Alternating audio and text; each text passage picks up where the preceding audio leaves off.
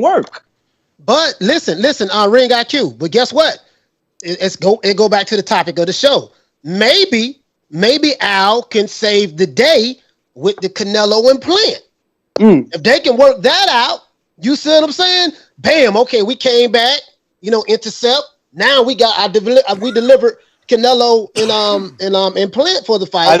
I don't disagree with you. I'm saying this is what's out there. Deal is up next month. Canelo plan is set to go down either towards the end of October or the beginning of November. Is Fox going to still be in bed with the PBC at the end of October or the beginning of November if the deal is up in September? That's the question. They don't have the deal done yet. We know that they went back to the table, which is encouraging for them. They want Canelo at the table. But what I'm saying is, okay, if you're Fox, it's a lot riding on this because we might not do business with you moving forward depending on what happens with this. You don't have nothing for us. You don't have Canelo under contract. You don't even have Manny. Do you have Manny under contract? How many fights is he going to fight for us? Wilder, we got a joint pay-per-view with ESPN. We got to split whatever that does with them. All right, so if you're Fox, the question is, how can you get PBC? Well, how can you get Fox to re-up with the PBC? And one way you could do it is to offer them 2 Pacquiao fights. That's where the conspiracy comes from. That's they why hook winking. They hook winking the network. Bro, they hook winking the network. Ain't no network dumb enough to believe that a fight on 9 days' notice is worthy. No, I'm not talking about now. I'm talking about throughout the contract. I think they're hook winking the network. I don't think the network really knows boxing. I think if you come to the table and be like, yo, I got 17 champions and I'm going to provide you championship fights. Ooh, but then the championship fights that you see is Plant and Truex. You're going to see a bunch of these champions fighting other dudes, but yet you did actually promise the network that I'm going to give you championship fights. But then they didn't deliver. The numbers don't add up. Now you playing crunch time. And you got to deliver right now. Yo, y'all arguments is so weak, man. Like, no, it's not. Because we're talking about Rhea. Hear me out. No, hold on, Ness. It's not weak. You know why? Because right now we're talking about this is crunch time. We need the Canelo. If they've been doing right since the first quarter of the contract and the second quarter, then we wouldn't be desperate right now in the fourth quarter. Champ, let me just say this in counter to him, bro. Joe Makrowski, who is the U.S. VP for Dazn, was on this show, and he's been interviewed by me numerous times and is on record numerous times with me stating that they had a seat at the table with Canelo and with AJ when it's time to pick opponents. So again, you guys want us to believe that Dazn, who just started dealing with boxing 2 years ago, is intelligent enough to have 2 executives at the seat when picking opponents for their superstars, but not PBC and Fox. They're stupid. They're just going to take Ugas and Pacquiao because we said so on a YouTube channel. Man, you guys are tripping, man. I got Abner Mares right here who actually went through the injury that Errol is going through, so we're going to switch subjects. I was trying to get him on Skype. He couldn't figure it out. Say you ain't got no account when I see your Abner Mares account right here from the last interview we did, Mares. But what's going on, brother? Thank you for taking out the time to come on, at least via phone. We appreciate you, man. I guess the $1 million question, everybody wants to talk to you because you've suffered what Errol is going through, and they just want to know, do you think he's coming back? Yeah, first of all, I do have Skype, but I forgot my password, bro. I forgot my password. And I was trying to figure out the whole thing, but it takes a while. But, yeah, going to Errol Spence subject, I mean, it's really delicate, to be honest. I don't know. You know, it's a cruel, man, it's a cruel people out there, you know, especially boxing fanatics. I mean, I see the hate. I know I got it when I was going to fight Tank Davis. I think it was like a week or 2 weeks before the fight that I got injured during the sparring session, and I actually had a detached retina. So there's a difference. I think Errol Spence, what he's going through, he had a torn retina, which means I think it's a less complicated. It's not as I mean, it's still bad, but by the sounds of it, it's not. Thank God, you know. Hopefully, it's not as torn as mine. Mine was almost completely detached. You know, I had surgery. I was out I've still been out since then. And it's really delicate, man. I hope that the Errol Spence recovers fast and well. And, man, I mean, to all the boxing fanatics out there, boxing fans that, you know, just like to talk shit, man, Well, fuck you, man, because you guys don't know what it is, man. It's not easy going through that. Fuck you, So, yo, my soundboard. So Mares, man, how soon do you think, like, best case scenario, is he out for a half a year, 4 months, or a whole year? I think if it was like a small tear, it's not as complicated. They'll go in there and do the thing. I think when it's a small tear, that you don't. It's usually about maybe 2 to 3 months. Mine was a detachment, so I had to go through the whole gas thing inside my eye, a buckle, like, a whole procedure, and obviously it takes a lot longer. It usually takes about half a year up to a year. But again, by the sounds of what Errol Spence has been tweeting, writing, I'll see you back, I'll be back. I believe he even stated when he will be back. It seems like it's a small tear. Again, I mean, I'm wishing and I'm hoping that it is so. And how'd you suffer your accident? Like, what was Detachment. it? A boxing? Was it in boxing? Was it in sparring? Can it happen in sparring? Yeah, both of my injuries happened during sparring. My first injury was in 2008. I was getting ready for a world title fight. My first world title fight against Gary Peñalosa. And I was in Mexico City. I was sparring. I didn't even notice. I had the detachment. I went to get my physicals, like we usually do before a fight. And that's when I found out I had a detached retina. Now that was back in 2008. Now this most recent one was against Tank Davis fight. I was getting ready, sparring session. That one I knew right away. I got hit in the eye during the sparring session. My eye kind of like went black, and then it came back, and then I started seeing floaters. Floaters, for most of you guys that don't know about, with eyes, is like, seeing like little clouds inside your eye. Oh, wow. And then I started losing vision in one corner. So that's when I knew I had a detachment, obviously, because I had the experience already with my first detachment. Real quick, I had already done my physicals for that fight, so I could have just gone through the fight.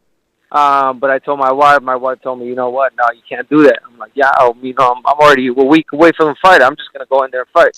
So, she prevented me from doing so. Went to the doctor, told me I had a detached retina, and here I am, man. Still, almost 3 years since the injury. I haven't been back. And it's not because of the injury, to be honest, that I haven't been back.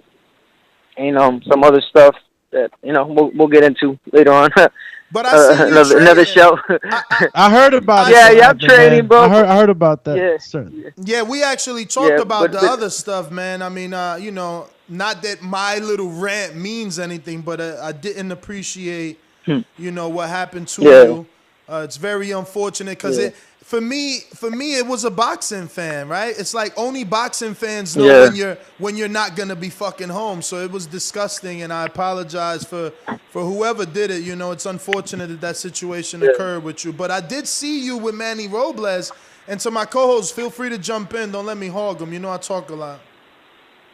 Abner, what's going on, fam? This goes Malachi Williams. I want to ask you a question, brother. So when you suffered your injury, you said that I think it was the second one. You said that you suffered it in your second injury. You knew right away when the injury happened, when you were sparring. How far it was that you found out? I guess I'm trying to say, when did you notice before the fight? Like leading up to the fight, was it a week before the fight, 2 weeks before the fight? Yeah, it was a week before. It was a week before. Okay. It was a week before. I mean, we had already sold out our tickets for that place. They actually added benches. It was at the Dignity Health Center in Carson. They added benches because of of the magnitude of the fight. I mean, it was just a week before, and that's why I told you guys, like, I wanted to go through the fight because I had gone through my physicals already. You know how you go through your physicals and then so during your fight. physicals, Obviously, some people Abner, they didn't pick that up. No, because that was 2 weeks prior, and then I kept sparring because I wanted to be in such great conditioning that I told the coach, let's keep sparring. So I sparred Monday, and that happened on Monday. and then I sparred again on Wednesday. You know, knowing that I was like, I was just seeing floaters, and I said, you know, F it, you know, let's continue to spar. So then when I continued to spar, that's when I started losing vision, and I was like, oh yeah, this ain't good. But yeah, man. Again, you know, mine was a complete detachment, not a complete detachment, but it was a detachment of a retina. And again, you know, Errol Spence, it seems like it's a tear, meaning it might be a little bit smaller. What does that do the way I to can explain it, fighter? the way the doctors explain it, it's like a wallpaper. You know, if it starts falling and if it falls completely, you lose your eyesight. You can't see, and there's no way they can attach it back. There's no way they can attach it back. So it could be, you know, they use the clock. You know, it could be torn from, I don't know, from 12 to 3, 12 to 1, and that's a small tear. You know, 12 to 6, you know, that's half a tear. Damn. Yeah, so that's how they explain it, man. So does it grow back, heal back, or is it just forever? Nah. Yeah, no, that's for. I mean, they attach it back and it heals within time. Obviously, yeah, it does. That's why they do the whole gas bubble. The gas actually pulls up, picks up the retina to attach back. They use a buckle, you know, on me to hold the retina. And the only reason they did that on me is because I told them I wanted to go back and fight. So that kind of helps my retina a lot more. It gives more protection, basically. Wow. And these are shots that you were getting in your eye? I'm sorry?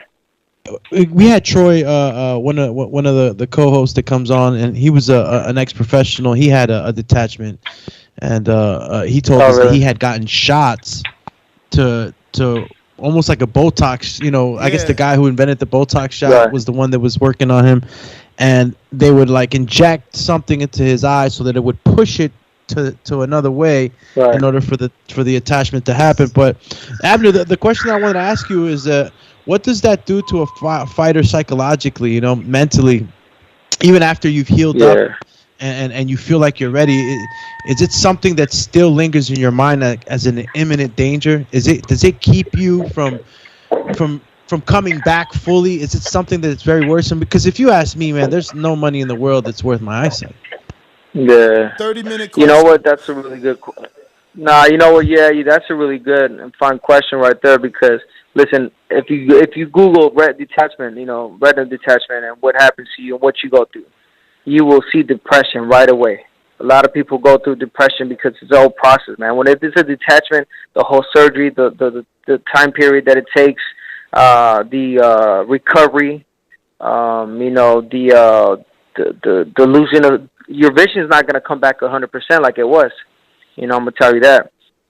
And then some people get what you call, you know, your what do you call it? Your eyelid gets smaller. I mean, it's just so many things that can happen to your eye, you know, and it's just, you know, you go through it. You know, you go through it, and you know I did, and bro, I had it twice, so believe me. But talking about like you mentioned, like you asked, going back into a fight, how does that play in psychologically? Well, it really depends on the person, you know, how strong-minded you are. I remember the first time it happened to me, I said, "F this, I'm going in there. I don't care." When people started talking about it, bringing it up, I'm like, yeah, whatever, I'll block it off. You know what I'm saying? Because I didn't want that in the back of my head, you know. Because you could be, you know, you start overthinking things, you know, like, oh, maybe I shouldn't get in and bang with this guy because of my eye. Like, no, you know. So again, it really depends on the fighter, depends on the person. But yeah, you definitely got to be strong-minded for this. So Abner, let me spice this up, man, because you know, being one of the biggest boxing podcasts, we get a lot of people that bring their conspiracy theories over here. So people are believing that this was a big conspiracy of Al Haymon to lock Manny Pacquiao into a 2-fight deal. So my question is, do you think that Ugas and Manny Pacquiao is going to be a profitable fight, and that this was an Al Haymon plan all along? Yeah, and first of all, I don't think it was a plan like they're saying. because they could have faked any injury. They could have said an elbow injury. They could have said any type of injury, but why eye injury? Eye injury, if anything, it doesn't benefit the fighter letting the people know that he got an eye injury, because now he's red flag. You know, is what we call him in boxing. He's a red flag because now you got to go through commission now. Again, like me, I got to get my license again. I got to go through so many doctors to get an approval for me to fight again. You know, so again, they could have chosen a different type of injury to fake, so-called fake this. You know, like they're saying. 60 seconds. No, I don't believe it. What do I think about the Ugas fight against Pacquiao? I just feel like, you know, God works in mysterious ways, man. You know, Ugas is a great friend of mine, good person, good people. He's always been in the back, man. He's always been in the back waiting for his turn. As you guys don't know or don't remember, or do remember, he was scheduled to fight Errol Spence prior to them announcing Pacquiao against Spence. I remember I talked to him. He was super happy, like, yo, man, I got the fight. I'm fighting Spence. I'm like, yo, man, you deserve this, man. You know, and then next you know, they bump up Pacquiao with Spence, and that kind of sucked for him, you know. And it's crazy how the universe works. I mean, I'm not saying it's a good thing, you know. It's unfortunate, but you know, that's how it happened. And now he's got this opportunity. I mean, you just got to give him a chance, you know. Ugas is an exciting fighter. He's a good fighter. I mean, at the end of the day, everybody deserves a chance. And obviously, a lot of people don't know of him because he's never been in a big spotlight. But you know, here it is, man. It's just time to shine. Ring IQ, you got anything for Abner? Anybody here? Oh no, I mean, I saw what I mean, not really, because I saw that Errol Spence himself said he got 3 doctors' opinions. One of the doctors, Michael Davis, said if it's like Abner says it is, where it's a tear and not a detachment, then it could take him about a month and a half to heal. If it's a tear and not a detachment, and what we're hearing is that it's a tear. It's not a full-on detachment, so it's not what Sugar Ray Leonard had. It's a tear. And he said if they can fix it with a LASIK or a laser surgery, it won't take him that long to come back. You believe that, Abner? Is it true? That's true. That's my doctor right there, Michael Davis. Oh. I'm actually right here waiting for him. I'm right here as we speak. I wish I was on Skype. I'm not bullshitting you guys. I have a doctor's appointment right now to see him. Wow. I constantly come and check my eye because, you know, you just got to be on it, man. Wow. Yes, sir. Michael Davis. That's my specialist. Hey, I got a question for him, Ness. Go for it. Hey, Abner. Once again, this goes Malachi Williams. I want to ask you a quick question. So, when you say that, yes, sir. I'm not saying you or another fighter, but when a fighter can be red flagged, does that affect your demand from a fight purse standpoint? You know, like when you go to get ready to have another fight, does the promoter say, "Hey, man, you know, because of your eye issues, even though you might have passed all your physicals and stuff like that, you was initially pre-eye you know, you kind of like how it is in football. Pre-injury, you was able to demand this much amount of money on the market, but now, you know, you got hurt, you've been red flagged, and we got does your value drop or your mandatory minimum? I'm gonna be honest with you. It does, man. I mean, It does. I would have to say, but again, you know, Spence was a tear, so hopefully he'll start than me, because with me is basically you're on a limb. You know, you don't know what if you know, I get hurt again during the sparring session. You know, I guess that's what they have in the back of the mind. You know, promoter, manager, whatever it is. I remember when I first signed. You know, again, I fought. You know, in 2008, it happened to me. And then I signed a management deal with Frank Espinosa at the time.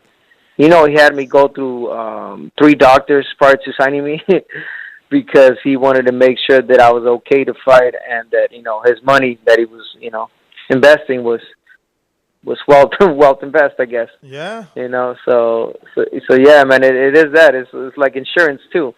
Insurance, if you have health problems and all that, there, guess what? You got to pay more.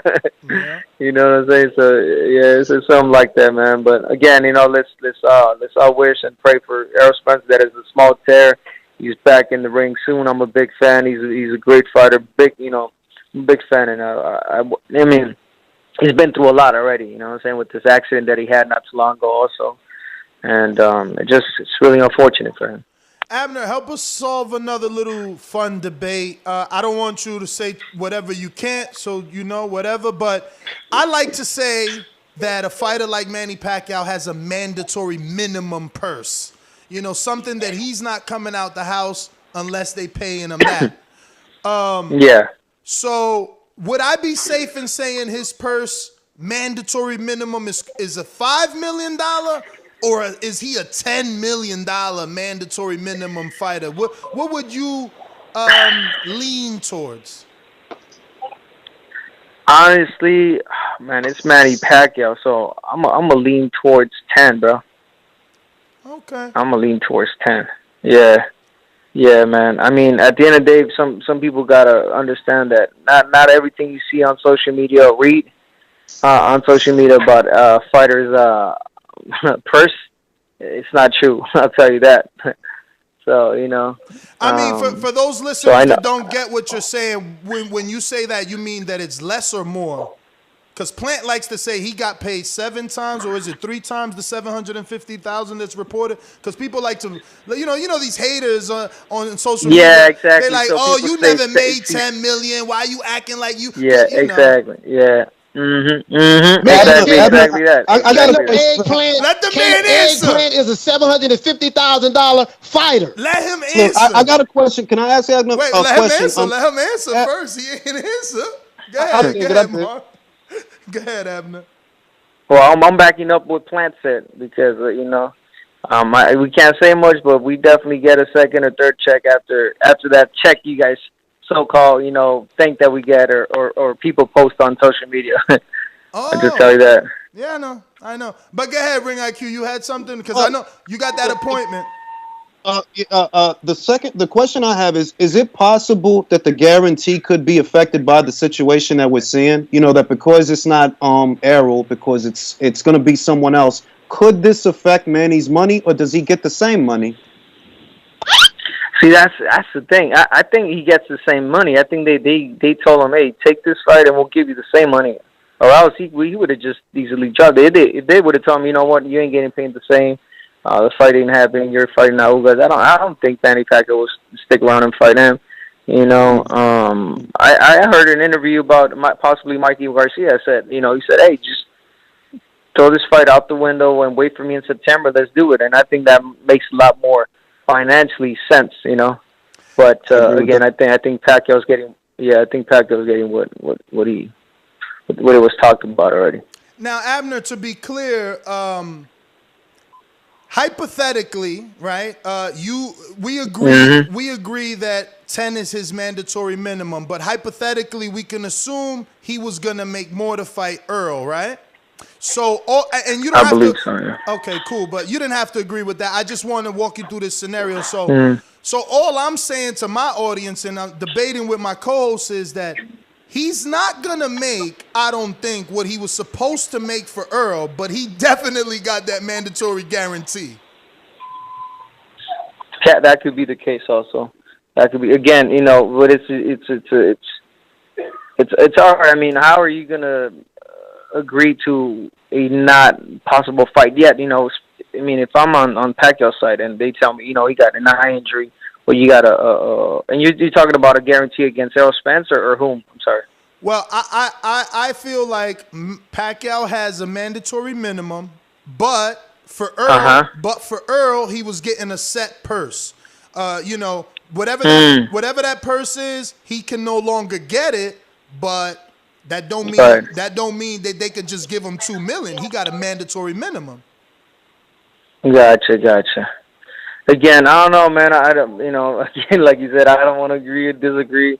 I just don't think that Manny Pacquiao will go ahead and fight Ugas without you know him getting what he originally wanted. You know what I'm saying? Yes. So I think he is getting that, and I think exactly like you said, it's probably what they guaranteed of whomever is up next. So I mean, to the conspiracy and people thinking that that's the way of Al Haymon. You know, getting up for 2 fights. Well, it's not, but the opportunity is there. And as a promoter, as a manager, bro, you're already losing money, so you gotta hold on to something, you know. So if it's having Pacquiao for a second fight, does so, you know, so be it. Yo, if you enjoyed the video, feel free to hit the like, subscribe, and share. As always, if you want to support us to the next level, head over to the patreon.com/ThaBoxingVoice. We have tons of exclusive from Border Wars, Entitled, betting shows, the list goes on and on and on. But in addition to that, if you guys have questions for fighters, trainers, and promoters, this is where you can submit them. We will run out, get these questions answered, and put it back on the show just for you guys. Appreciate it. Peace.